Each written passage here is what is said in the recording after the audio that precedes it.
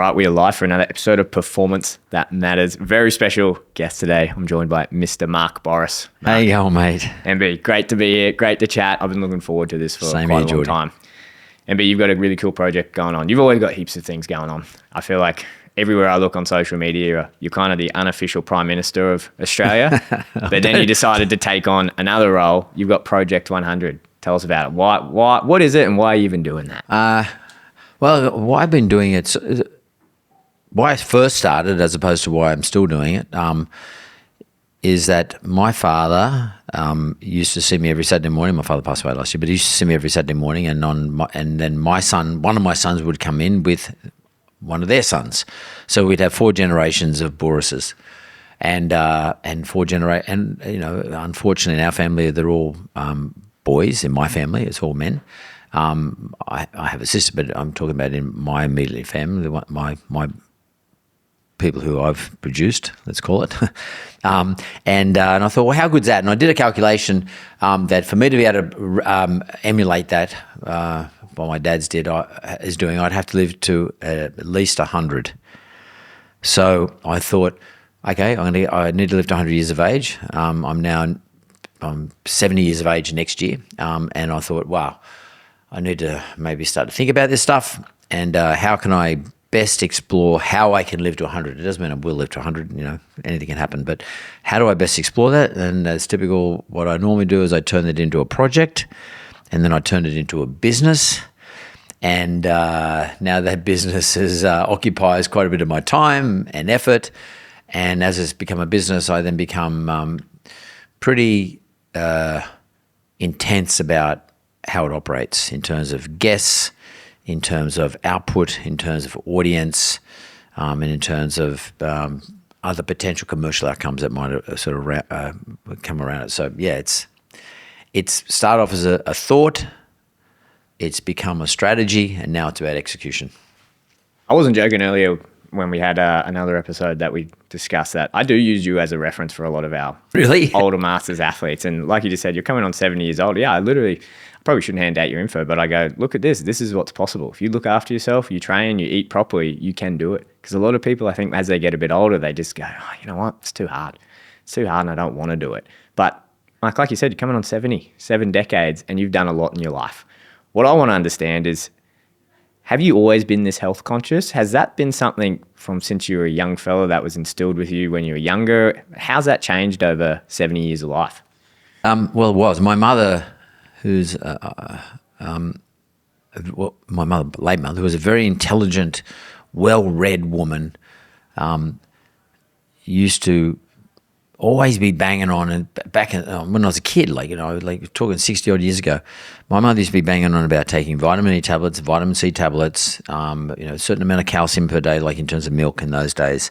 Way ahead of people who were eating white bread. She was getting what they call Vogel's bread, which was a style of bread that was brand new in those days.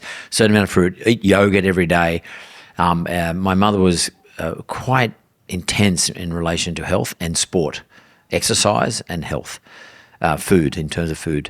And it was nowhere near as sophisticated as, what you would do today and what food is known about today, what is known about food today. And my dad is Greek, and of course the whole Greek diet was a big deal for us. That was most of the type of food we ate, and let's call it the proper Mediterranean diet.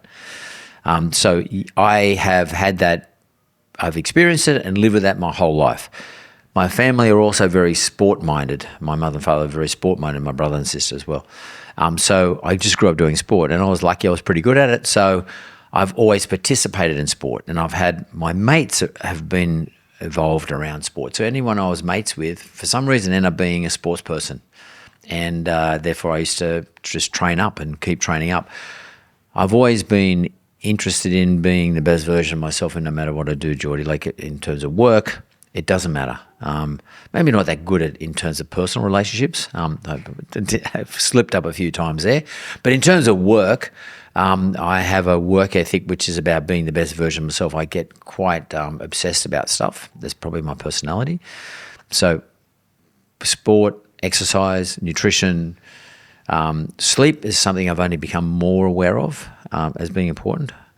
only because of the stuff I read and watch these days. But definitely in terms of work, etc., everything I do is done obsessively and intensely, and because I like to do the best job I possibly can.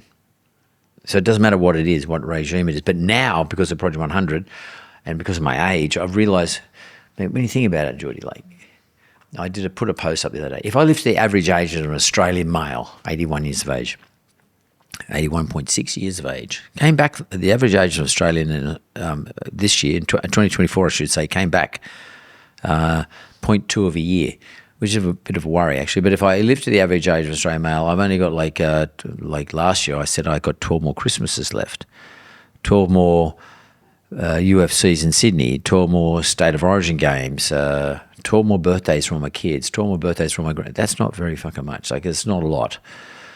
All of a sudden, I've understood the importance of this project. Actually, very important, this project to me personally. It's very selfish, but the way I justify my selfishness on my journey is that I'm going to share it with as many people as possible. So not many people can get, you're on my show and other people being on my show, and there'll be lots more well-known scientists and practitioners on my show about living longer and better. I'm lucky, I know these people. Most people don't have access to someone like you. So what I'm doing is I'm distributing that access to you. So that's how I justify my selfishness. I will explore this about myself, and then I'll share it with everybody. And it's not going to cost you any money. It's for free. So, yeah. Is there a point in your life where you thought you were the best version of yourself? I think I was probably the best version of myself. Well, it depends. If you mean overall, intellectually, financially, and physically, so optimizing each one of those, yes. That would have been probably around 48 years of age. 48, 49. So every component of myself was optimized. But in a physical sense, definitely in my 30s and early 40s.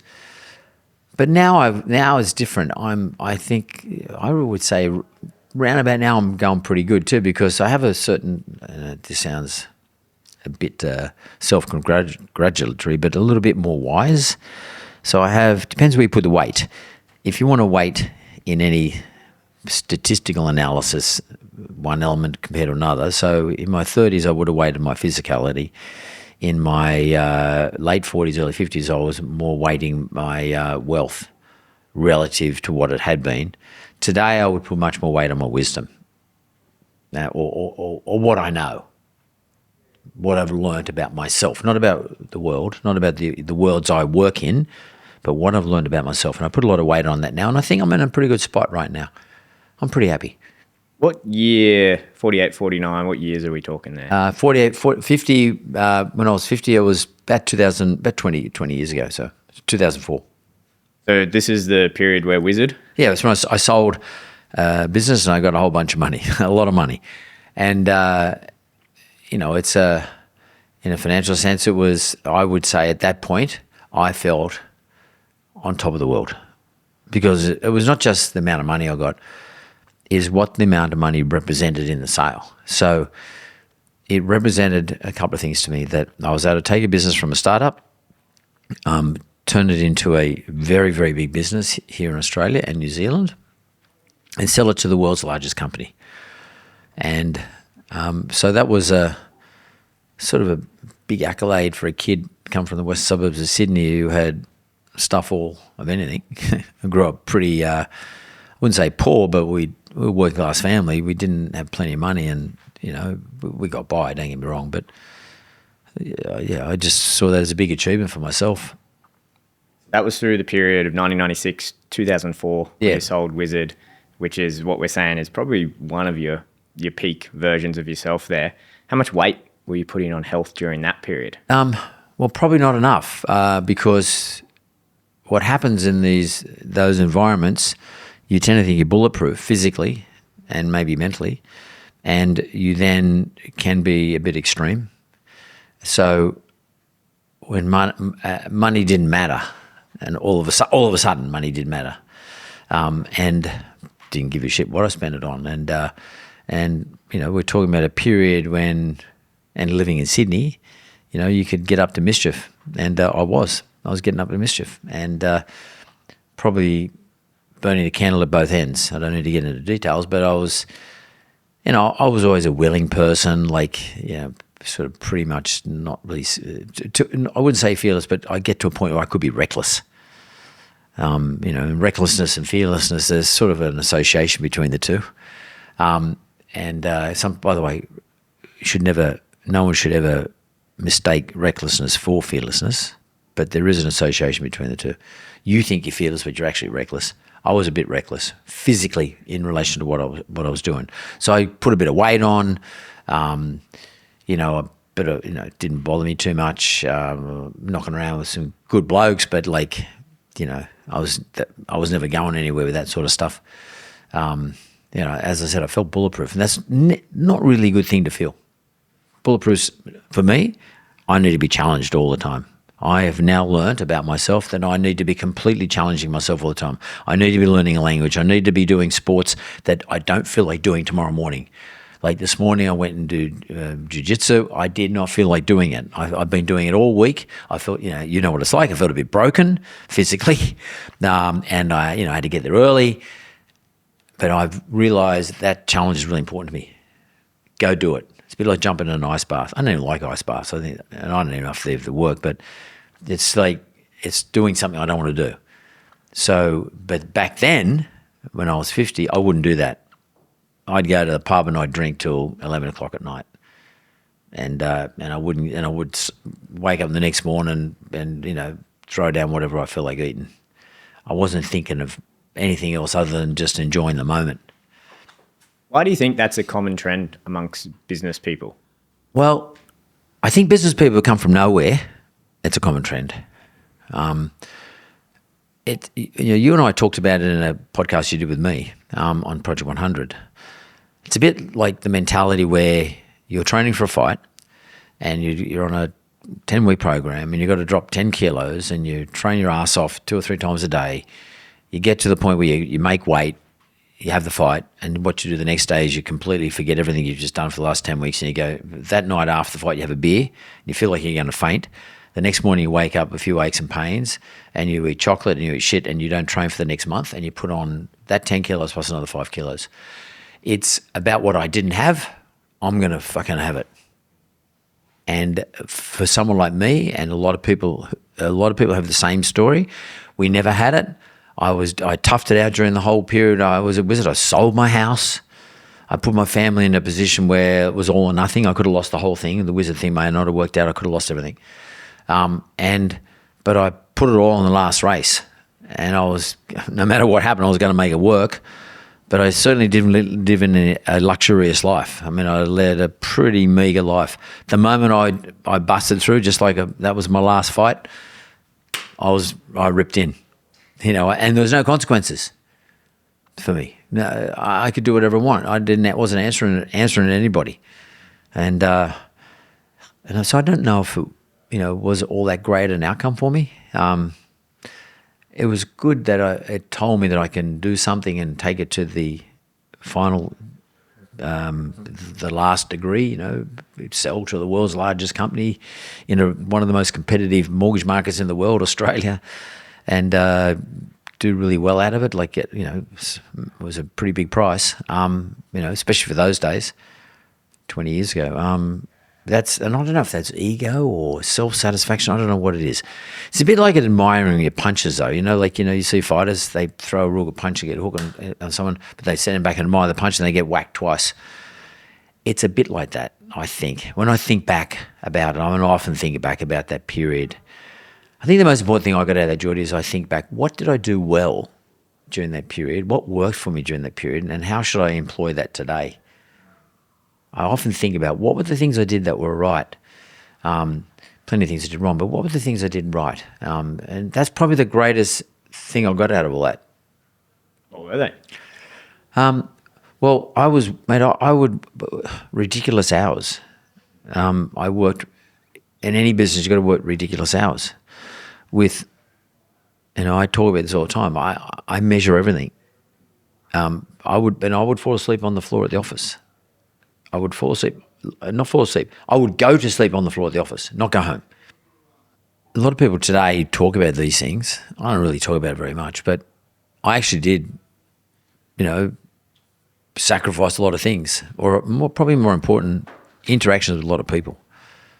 Some of which were responsibilities of mine, like kids, mother, father, brother, sister.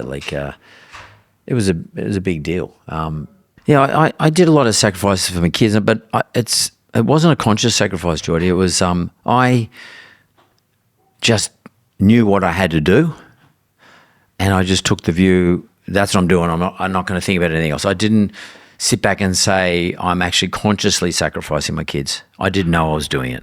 I was sort of, maybe it's avoidance behaviour, avoiding what I sort of probably unconsciously knew I was doing it, but it wasn't a conscious thing. I just knew what I had to do to get the outcome. And my partner was Kerry Packer, there was no excuse for Kerry. It's like having a coach who just says, there's no other way you can operate. You give me the outcome that I've invested in. It's like if you've got a tough coach and you're getting ready for a fight or the Olympics or whatever it is, and I was well aware of the mission. The mission was to take on the biggest banks by market capitalisation in the world. Australian banks are the most profitable banks in the world in terms of market capitalisation. The size, the amount of capital they employ relative to the amount of profit they make is ridiculous. The Australian banks control the market. So me and John Simons at Aussie, we were taking on this. It was a big mission, and my partner was a big name, and he invested a lot of money, and he was sort of like my coach, if you want to say. And I didn't want to let him down, and I would do anything not to let him down. And it wasn't about me; it was about him, about my staff. So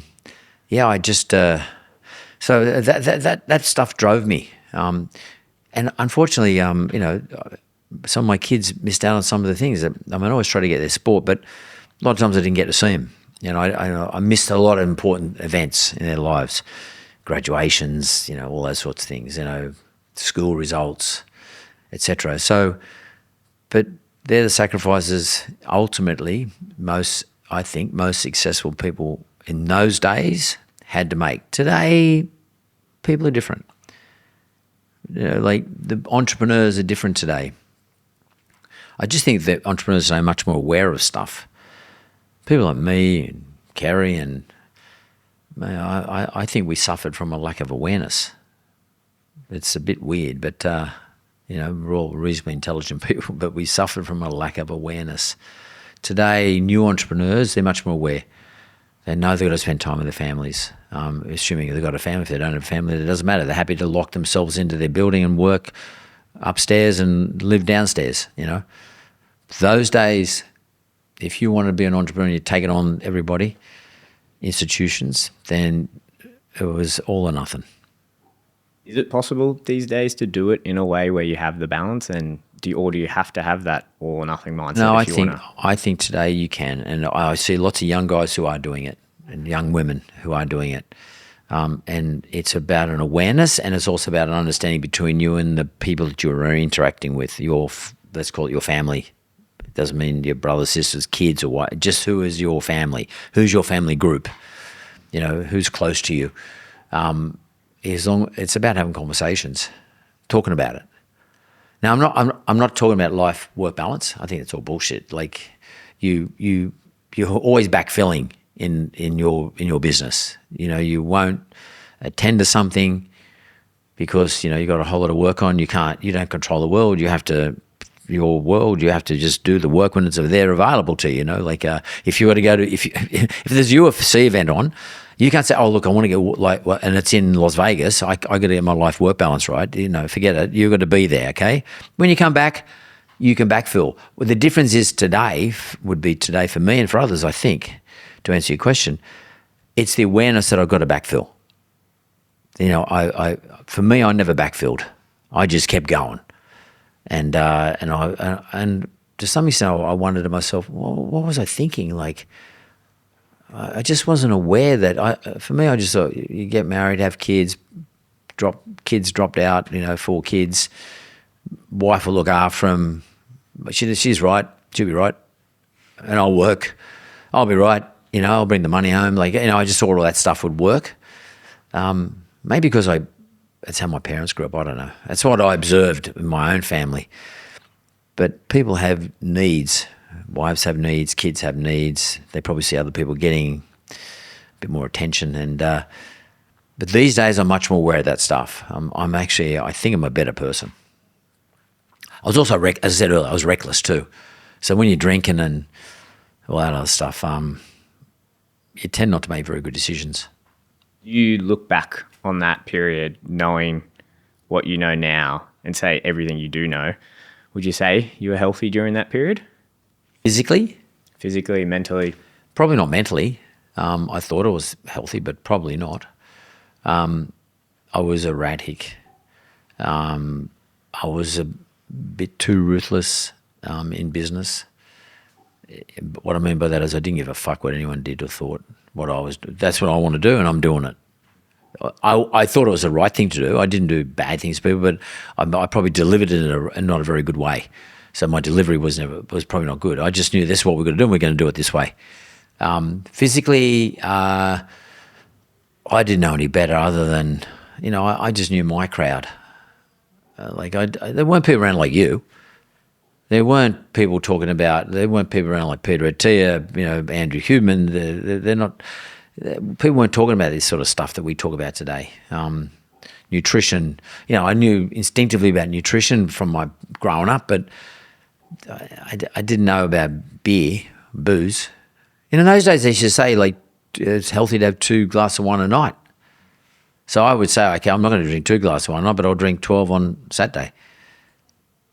My kids remind me of periods when I would bring a case of beer home on a Saturday, say Friday night, and Saturday morning I'd get the mower out and I'd do the gardens. It'd take me all day, but I'd drink the whole case of beers, those little twist tops. I'd drink the whole case.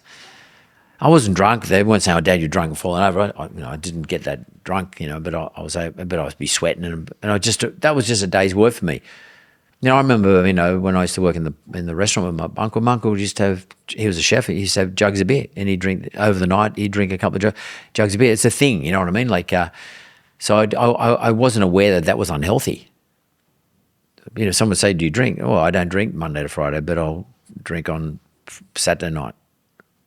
And I wouldn't necessarily go always to the pub, but I would drink. And I would drink whatever I could get my hands on. And I'm so lucky that I didn't get hurt. I remember hurt badly. I remember one time, one of my sons was getting christened. It was his baptism. And he's getting baptised around the corner from where we're living. And my brother came over and he said, well, we arranged to cook a lamb on the spit because there's all these people coming, like family people. And I was also renovating my house. And so we started the spit at 6 a.m. You got to start early.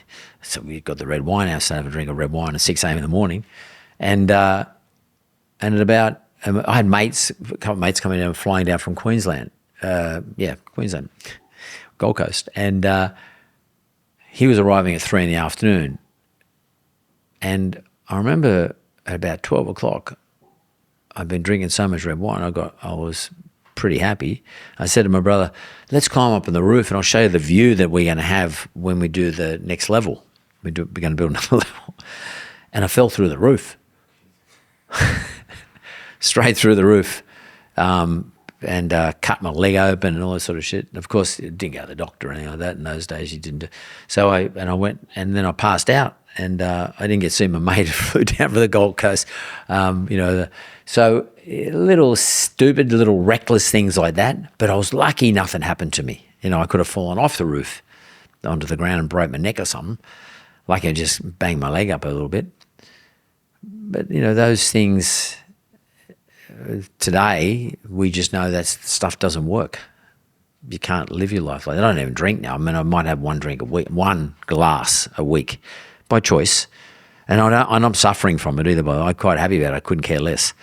But back in those days, it was lack of awareness of the effect that these things might have on you. And also, I didn't give a fuck. You're probably one of the healthiest 70-year-olds getting about. Imagine if 48-year-old you came here, sat here, and said, hey, MB, give me some advice. Knowing what you know now, doing the Project 100, having that extra experience, what would you tell him to do? The first thing I would say is the three things. Get your sleep right. And sleep is, to me, is like a vitamin pill. And the more I've learnt about it, in terms of the physiological recovery and the mental recovery, the brain cell recovery, and making sure, when I say sleep, I'm talking about understanding how much REM sleep you have, how much deep sleep you have, and how many hours of sleep you have, and what the consistency of sleep is, and all those things that are going to affect those things, like alcohol. Then that's the first thing I would say to you if you were me sitting here opposite. That's the first thing. Second thing I would say to you is, if you're going to exercise, do an exercise that's going to be good for you functionally at some stage in your life when you're going to be looking to fall back on something you've done. So when you're 80, what do you want to be able to do? Build an exercise regime around that. And it might mean if I'm 80, I want to be able to pick up my grandson who's 20 kilos and put him up on that table. Then what muscles do you need to activate to do that? And what exercises do you need to do that activation? And how often do you need to do it? And how often, like once or twice a week, and get someone who's an expert in that particular area. And so in other words, build your exercise regime around functionality. So my current exercise regime is I do resistance work. I do zone 2, and I try to do once a week VO2 max. Sometimes the VO2 max doesn't happen, but zone 2 I'll do 130, 140 minutes a week. But I also love jiu-jitsu. And there's a reason why I like jiu-jitsu. It's not because I want to become a skilled at the craft. I do, but that's just the competitive me. The real reason I do jiu-jitsu is for brain health, cognitive. So, and it's also doing something that I don't want to do. And the reason I don't want to do it, Jordy, is because I'm not used to walking in the gym as being the worst person in the gym. 1, the oldest, and 2, the least skilled. You walk into a jiu-jitsu gym or an MMA gym at my age, and I've never done jiu-jitsu until I've been started a couple of years ago, but I've only been doing it for a few years. That is a big deal for someone like me, because boxing ring, I'm happy to walk in anywhere and I can spar with anyone because you have ring craft, to get out of the way. You can make it as hard or as easy as you want, depending on who the person is you're sparring with. But jiu-jitsu is different, as you know. You can get fucked up pretty easy and very uncomfortable. And you'll get injuries. And you'll get injuries, definitely get injuries if you've been drinking the night before and you didn't have enough sleep. And you're not looking after yourself. So my regime is about doing, and I would say to myself, Mark, it's like a language to me, jiu-jitsu. Do things that are good for your brain. You can learn a language. Like, I do and you do, I know that. You can go and learn music, which I did. I did music at school as a subject, and I still played the piano. But jiu-jitsu is like a language. It's a bit like learning how to code. Anything that's sort of really challenging, do that. I would say that to myself at 48. Mark, you should have done that then. Boxing, I've been doing it all my life, so it's like instinct to me now. Like, if I know how to get inside someone, and there's no learning in there for me. So I'd say do exercise regimes that make you learn. Do exercise regimes that help the function that you want to be able to complete when you're in your 80s. Sleep really well. Have a strategy around sleep. So the time of night you go to sleep, the consistency in which you sleep, the temperature. Understand the temperature in which you sleep best. Monitor it, manage it, measure it, like I do. And the final one is your food. And booze is out for me because I've now learned no amount of booze is any good for you. I do like to have a drink, but Yeah, it's one of those things I just give up. I've given up. I don't care. It doesn't matter to me. My mate say, have a drink. I don't give a fuck. No, I don't want to drink. I'll drink a half a beer, or I'll sit on a beer, or I'll get a glass of wine and go to an event. I'll have a glass of wine in my hand, but I won't drink it, or I'll drink maybe 2 mouthfuls. Food, I'm like crazy about food now, and that obsession around food probably started about 6 or 7 years ago when you helped me out lose some weight to make some masters events. And I became really conscious of calories and food. You got me on DEXAs and, measurement and, metabolic rate testing, at rest. And then once you put that idea into my head, I couldn't get rid of it. And I'm not fighting now, but I still do DEXAs. I'll do 2 DEXAs a year. I still go and do a metabolic rate test to see where my metabolism is at rest relative to, I compare it to what it was 8 years ago. Still. And I know, and my metabolism is actually, I'm burning more calories today than I was before. And then I get really obsessed about the amount of calories I eat. And I don't mean in a weird way. I sort of know what I should and shouldn't eat. I've been doing it for long enough now. I sort of know, and I try to eat good quality food. I try to eat unprocessed food. I try to eat organic food where I can. It's not always easy when you travel. Hydration, they're just things that, a lot of these things you got into my head, and once something gets in my head, I can't get it out.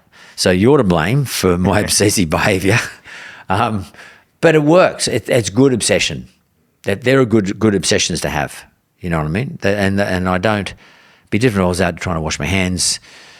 A funny story, like when I had David Hasselhoff on the Celebrity Apprentice one year, he gave me a little card after I'd sort of fired him, and he gave me this card, and it was like a credit card, and it was black, and it had, and I said, what is that? And he said, squeeze that in there, and you squeeze it, and actually hand sanitizer came out, not sanitizer, but like the stuff that we were using during COVID.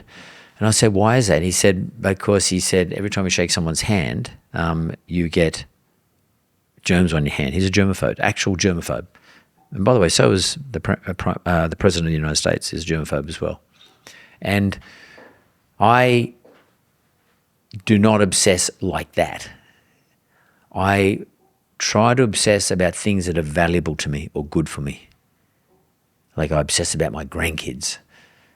I made a conscious decision to obsess about things that are good for me. Reading, learning, food, exercise, sleep, and work. Where can someone start if they're a business owner? Because when you start a business, you put everyone else first but yourself, and you just got to go. And you got, like you said, a lot of people, even if it's not at the level of, say, Wizard was at, going all in, a lot of people do it. They put their house on the line. They put their family's time on the line. Where do they even start? Because like it sounds like it's important, right? Like it's important if you're a business owner and you want to operate at your best, you got to be taking this stuff seriously. But where do they even start with it? I think start with yourself. So don't go into business if you're not the best version of yourself, physically, mentally, because it'll kill you in the end. It'll crush you. So be the best version of yourself. That's the first thing. And that takes like a bit of commitment. So if you say, that's the first thing. Second thing is, what's your idea? So it doesn't matter if someone else is doing it. Everyone goes, there's 25 other people doing it. These people got $5 million in their allocated, $5 million to it. No, forget about all that. I mean, there are other people doing what I was doing. I was taking on the banks have been there for 100 years. So like if my attitude was someone else doing it, well, there's no, Mark, get out of it. Don't do it. So have your idea. Don't worry if someone else is doing it. What you got to do is, how am I going to do it better? Or what is it that I can do that is appealing? I don't need the whole market. I just need a percentage of the total market. Enough, and be clear on that. So you need, and people talk about the total addressable market, which I think is just nonsense. But understand the market that you can tap into and what level of money, what percentage of that market do you need? But the idea, that's the idea. Then it comes down to execution. And execution is about all in. And you might say, I'll do it for the next 3 years. That means you're going to compromise a lot of other stuff. Sit down and talk to your wife, your family, whatever your family is. Make sure everyone understands. And by the way, before you start, does everyone understand? Do you want to be part of the journey? Are we in this together? Now, if you feel really strongly about it and they don't want to be part of it, well, you got a choice. Then, don't wait till after you create it and it's worth a whole lot of money and then your family says, we want to divorce you and they're going to get half of it or 60% of it. You're better off doing it early days before it's not worth anything. And I'm being ruthless about this because you're the one that's going to be making all the sacrifices. It's going to be your loss because they will miss out on seeing you, but you will get not punished, but you'll be the one who loses something because of it. They will, but you will too. So make sure if you're going to have that, if that conflict is the potential, sort it out early. At least know what your position is, and you know, well, the reason I've decided to do this, and they're all going to go their own direction, is because I think this is more important than them. But don't come back and say, oh, I'm really shocked. It's really unfair.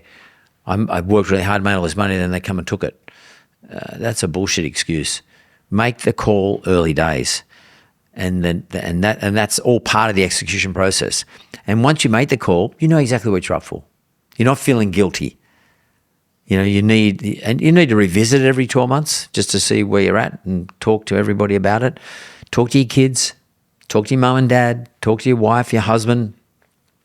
Talk to your other half. Talk to your brothers and sisters. And just get a sense of it. I think they're probably the most important things. I mean, there's different industries. I wouldn't have a clue what all the various industries are. But once you make that call, go for it. Day one, go for it. And don't go for it in a way that I want to get this done in next 12 months, 18 months.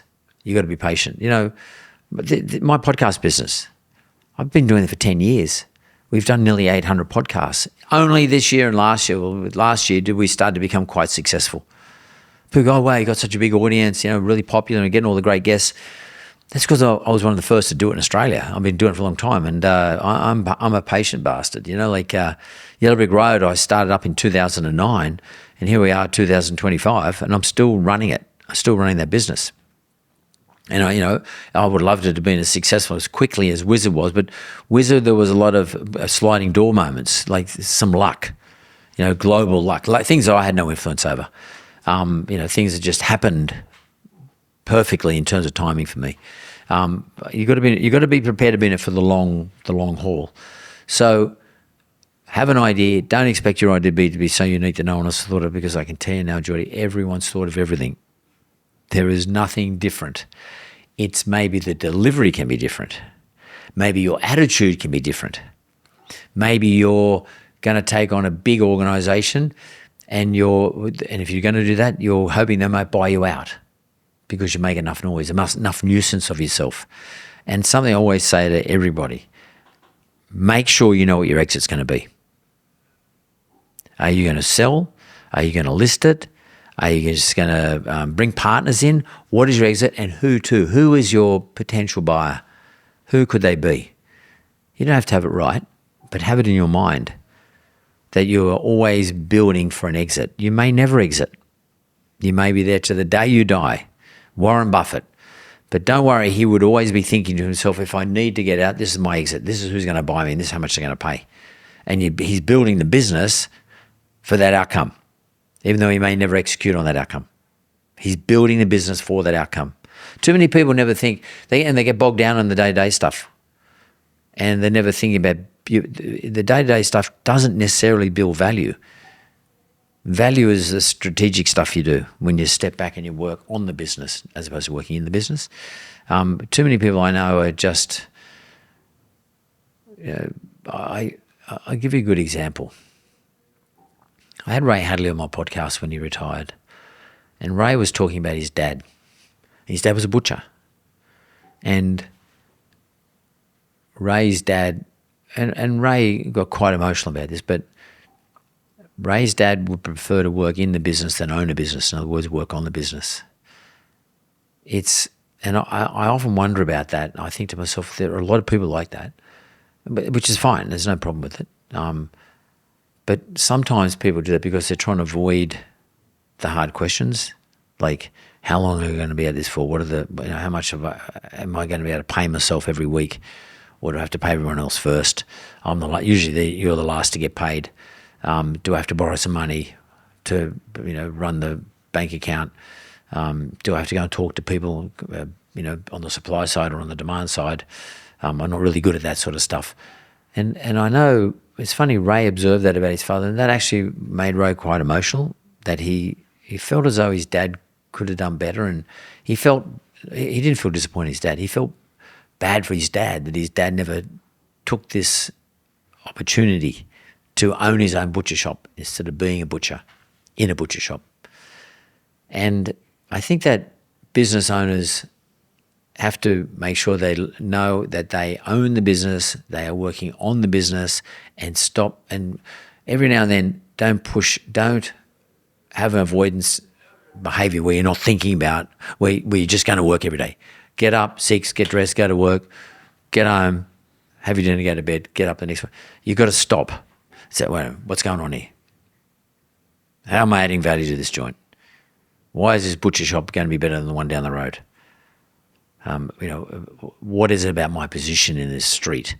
Can I improve my wrapping paper, or what? How can I increase my value? How can I get more customers? How can I get more dollars per customer? How can I get customers coming more often? How can I get customers to refer to somebody else instead of just wake up in the morning, oh shit, all the meat's arrived, I better go and cut it all up and get it into the steaks, and you got to take a step back on these things. And I think to me, that's one of the most important things for people to be successful today. Young entrepreneurs, new entrepreneurs, that's one of the most important things they've got to do. Be prepared for that.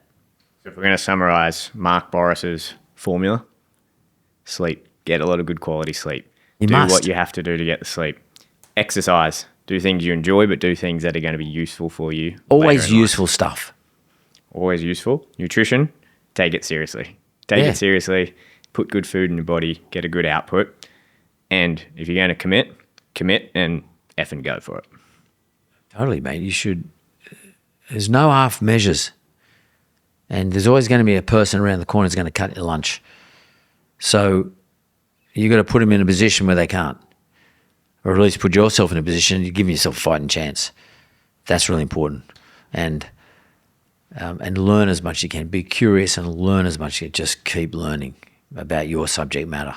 Never, ever stop learning about your subject matter. The day you think you know everything about your subject matter, that's the day you should leave that business.